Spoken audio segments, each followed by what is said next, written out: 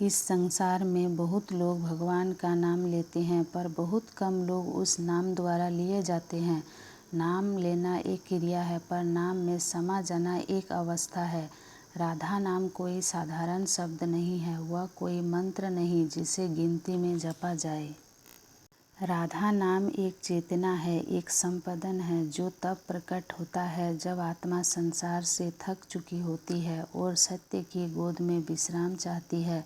राधा नाम की सिद्धि किसी साधक को अचानक नहीं मिलती, ना ही वह किसी बाहरी चमत्कार के साथ आती है। वह तो बहुत चुपचाप बहुत कोमलता से भीतर भीतर घटती है और इसलिए अधिकतर लोग उसके संकेतों को पहचान नहीं पाते हैं। वह चमत्कार ढूंढते रहते हैं, जबकि राधा रानी परिवर्तन देती है। वह शोर नहीं करती, वह मनुष्य को भीतर से बदल देती है। जब राधा नाम सिद्ध होने लगता है तो जीवन में कुछ ऐसे लक्षण प्रकट होते हैं जो दिखते कम हैं पर महसूस बहुत गहरे होते हैं। सबसे पहला संकेत तब दिखाई देता है जब राधा नाम जप नहीं रह जाता, स्मरण बन जाता है। पहले व्यक्ति बैठकर नाम लेता है, प्रयास करता है, समय निकालता है, माला करता है, पर एक समय के बाद नाम स्वयं आने लगता है, बिना बुलाए, बिना योजना के, बिना प्रयास के, चलते फिरते काम करते हुए। कभी कभी तो दुख या आनंद की चरम अवस्था में अचानक राधा भीतर से उठता है। यह वह अवस्था है जब नाम साधक के अधीन नहीं रहता, बल्कि साधक नाम के अधीन हो जाता है।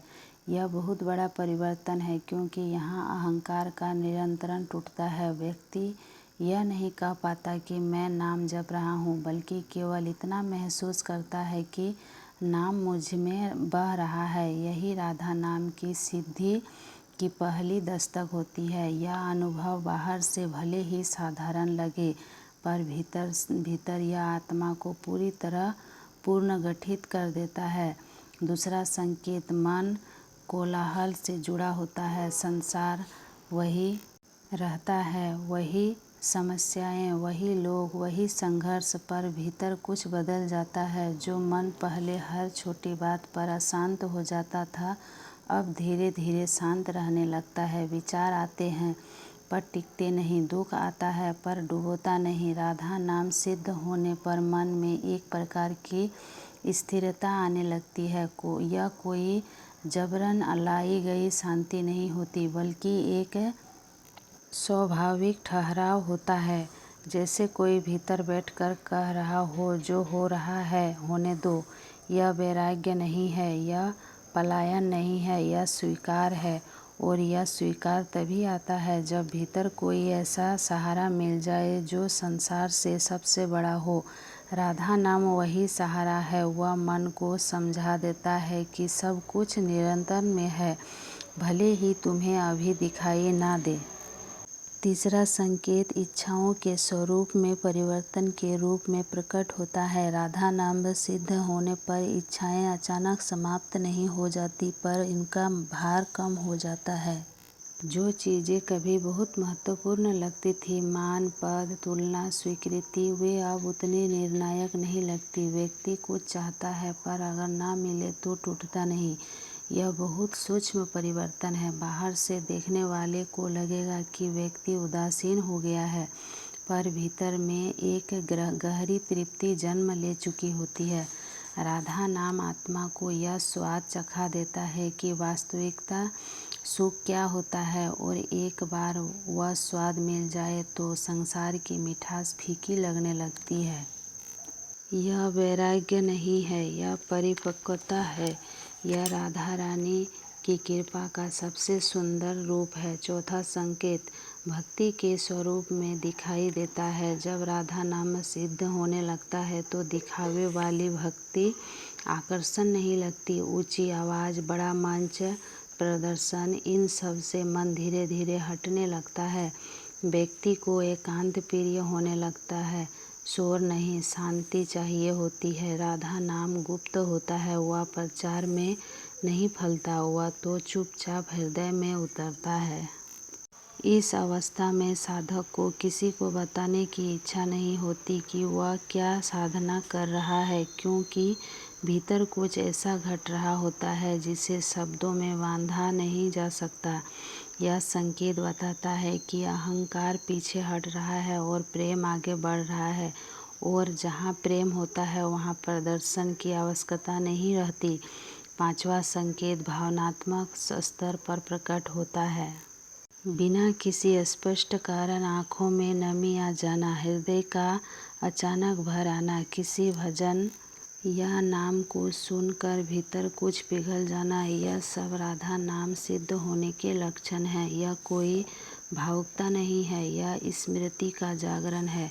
आत्मा को जैसे याद आने लगता है कि वह कहाँ से आई है।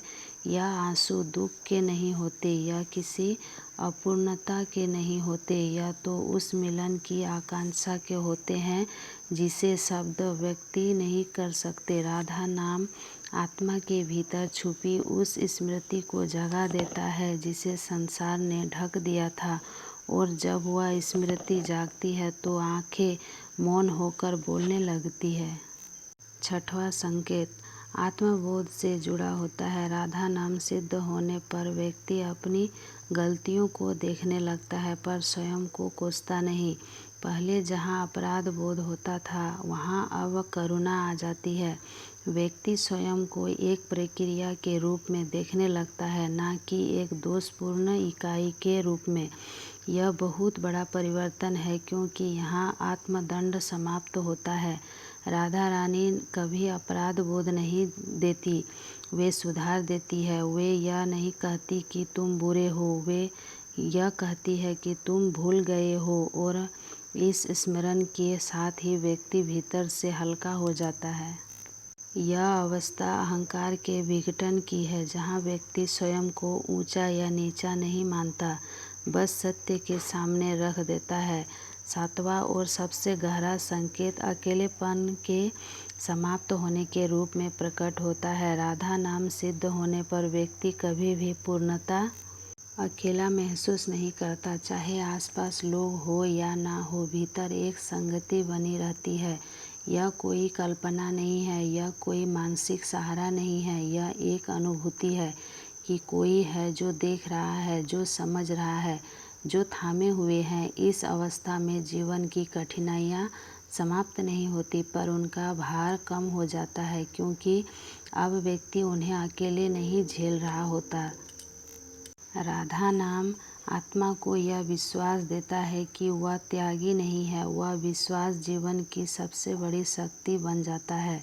इन 7 संकेतों को जानना महत्वपूर्ण है, पर उनसे अधिक महत्वपूर्ण है उन्हें पहचानना, क्योंकि राधा नाम की सिद्धि कोई उपलब्धि नहीं है, वह कोई पुरस्कार नहीं है, वह तो एक समर्पण की परिणति है।